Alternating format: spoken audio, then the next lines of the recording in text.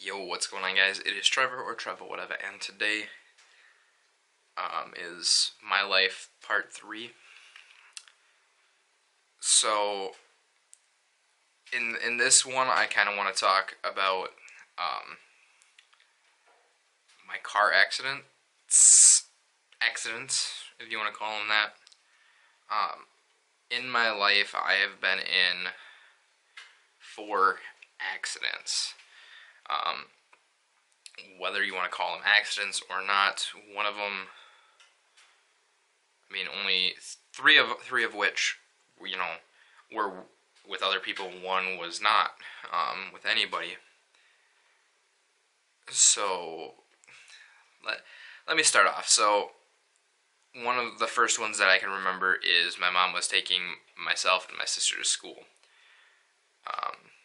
And there was this girl, and she was backing out of her driveway. She had her music jamming, just da da da da da. I don't know what music she was listening to, honestly. But she backed right out and right into the side of us. And then we were like, "Wow, we get to be late for school. We got an excuse." And that was all fine and dandy. So we got that all taken care of. Nobody got hurt. It was except for the vehicles. Vehicles were a little damaged and stuff like that, but other than that, it was good. I'm definitely going to have a couple more than, whatever I said.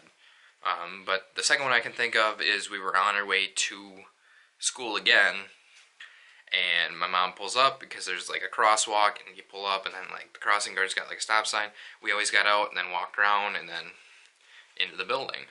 Well, we stopped, and this kid that was in a parked vehicle swings the door open and smashes in my door handle.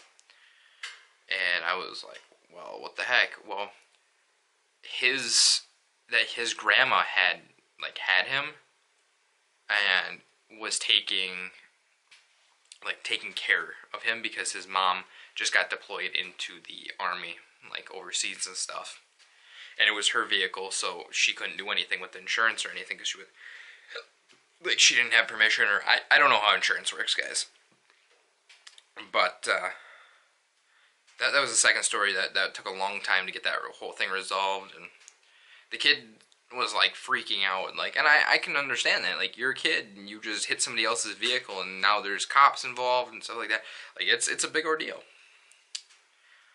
But so that was the second one. The third one I can think of is I was in my the school parking lot after I got my license, and there's a big truck. I was parked, and then there was a big truck, and then the guy that I got in the accident with, his car was on the other side. Well, I started backing. I backed out and turned, and was turning out of my spot. And, well, he ended up coming out from behind the truck after I looked. I was like, okay, we're good, we're clear. And then I literally, bang, right into, his back fender, if that's what you want to call it, back corner panel. I backed right into him. And it was, honestly, who knows, I didn't think it was my fault at the time. Now thinking back on it, yeah, I should have been watching my mirror the entire time to see him pull out. But he kind of just right out, and I was there. So, I mean, he had a dent on his vehicle. I had a couple scratches and some missing paint. It was no big deal. No cops are involved. My parents and his parents talked it out because they own the cars, they have the insurance, and it just wouldn't, the cost to get it fixed and stuff it was too high for just beater cars, because when you first start driving, you don't want to have a nice Mercedes or a Lamborghini or something when you're just learning and you're practicing. Your parents are gonna probably get you just a beater car that just old and has probably a lot of miles on it, and its purpose is to get you from point A to point B. So that was I think that was the third story. After that one, I was sitting in the parking lot. I backed out again. I parked because somebody was talking to me, and this girl wasn't paying attention and backed straight into me. It pushed me 5 feet ahead, scared the living crap out of me.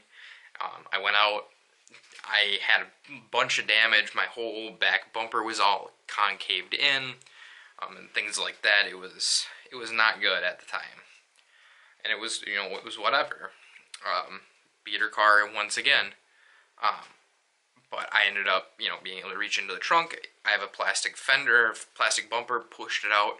You can see where the paint's spider webbed. But what are you gonna do? What are you gonna? There's nothing you can do. Both vehicles are fine, still drivable. It's just a little cosmetic damage. It was fine. So then, this is the big story. Then, so those two stories came, or like the two stories where I got backed into and then I backed into somebody. Those two stories come after this one, because this is right when I got my license, and that was maybe I had my license for a month or so.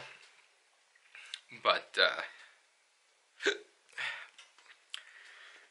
so the reason that this one happened, and I'm going to tell you straight off the bat, we rolled a vehicle a few times. I don't remember offhand how many times we rolled it, but I do know that we rolled the vehicle. I kind of blacked out at the time, but I'm going to try to give you guys as much detail as possible that I can remember.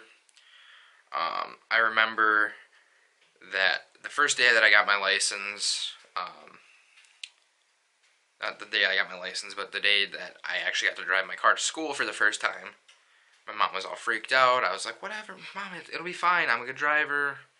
You know what kids normally say as soon as they get their license, because they want to be able to drive, and they want the freedom of being able to drive and stuff. And now it's like, I'm 20, I don't care to drive. Like, if somebody else was willing to drive, so be it. But that took me probably 2.5, 3 years to get over me not driving, if that makes sense. You'll see. But it's weird and it's hard to say, but like, I disobeyed my mom's rules. She said, to school, to home, no place in between. And I went to home, to like our little grocery store in town, and then to home, because I wanted to stop and get pop, soda, whatever you want to call it. Depends on where you live. I normally call it soda. I don't know why I called it pop. Pops, clip, pop. Stop, Sean. This is a documentary of your life. So I went point A, point B. I went point A, not to point B. I went point A, C, B. And my sister ratted on me, and I lost the car. My mom took away the keys and said, "You're not driving. You lost the car for the rest of the week, so you're gonna have to take the bus." And we have to pay for the bus. Like, that was not something that we could just, oh, you have to give me the car, or you can just take the bus no, you can't just take the bus whenever we felt like it, because of the fact that it cost a lot of money for us to take the bus. And Mom used to be a stay-at-home mom with us for a bit. I don't remember if she was full, like, I think she had like a part-time job. Honestly, I don't remember at the time. But when 7th grade came, it was the first time that I had ever ridden a bus. And I was nervous. I'll tell you guys about that story. But anyway, so we took the bus to school. My friend that had his license already, that was giving me rides before I even got my license and stuff, he's like, "Yeah, you want to ride? I'll take you home, so you don't have to ride the bus." I was like, "Hey, thanks, appreciate it. Yeah, that would be great." So I would then, I'd then get rides home from him. Well, after Mom took the car, he's like, "Yeah, you want to go see this other guy that I know? He's got a Camaro." I think it was a Camaro at the time. I think it was a Camaro. And I was like, "Yeah, sure, let's go see it." Like, it was only like, 5 minutes away, or 5 minutes like out of town. And we start going, and he's doing like 55. Well, then he sees this sign that says 35, and he's like, "Shroom!" Well, then he hits like this patch of like gravel, and like the back end starts just fishtailing like back and forth, and he hits the brakes, and he like tries to correct it, and we ended up spinning out. So you drive down, if you're in America, and most of you guys probably are, and you probably understand this. So we drive on the right side of the road, and he's going like this, even though this isn't making sense because that's the right side of the screen. All right, here.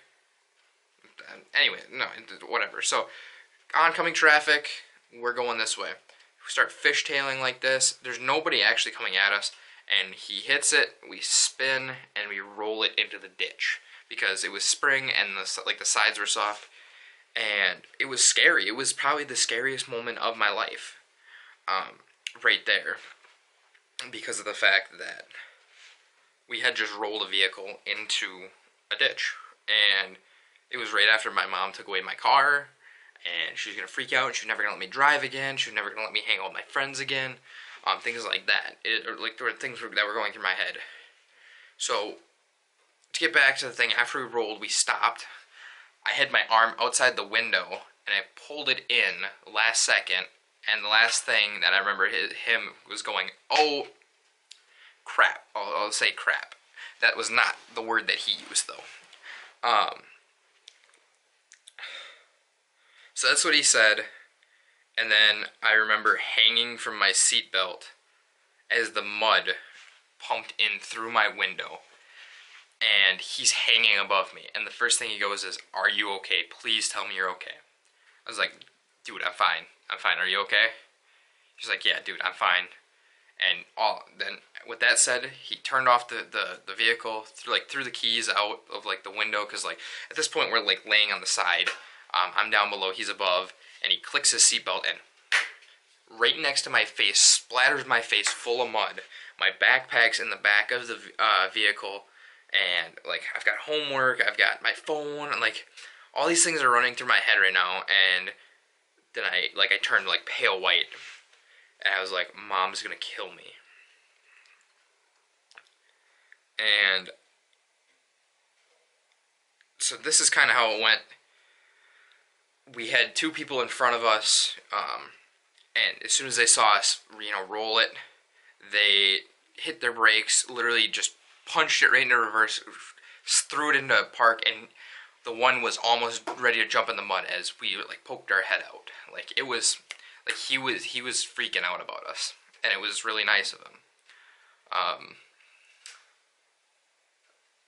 So we ended up getting out, and some guys that worked up at the local little shop come running out, and, "Hey, we heard a crash, are you guys okay?" We're like, "We're fine." I just had to sit down because I was just like ghostly white. I was like, "Don't take me to the hospital, just take me home. Just get me home right now. Like, nobody needs to know about this except for like me and my friends. Like, don't tell my parents at all." And the first thing they go is, "You're gonna have to call the cops." And I was like, great. Like, I'm freaking out at this point now. And so I grabbed my phone and I was like, I gotta call my dad. And he called his dad. And my dad's like, "Hey, as long as you're fine, you're good." And then he apparently called my mom right away and was like, "Hey, Trevor got in a car accident." And my mom freaked out and she went, "Where is he? What happened? Is he alright?" And she literally ran up to her boss and was like, "I gotta go now. This is, like, my son just got in a car accident. I gotta go." And she ended up speeding all the way to me, come walking up, and the cop's like, "Hey, you can't just come in here." And she's like, "That's my son. Get out of my face." Like, you guys know how moms can be. So she came and, made sure that I was fine. Like, she was more worried about me being okay, and she wasn't mad at me. But like I said, she was more upset about the fact that I didn't call her first, that I called my dad.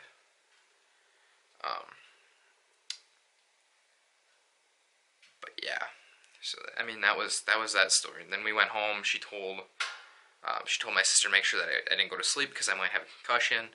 I never went and got concussion checked. I just something I never did. So I don't know. With that said, though, that's been my life date or part 3. So if you enjoyed, let me know.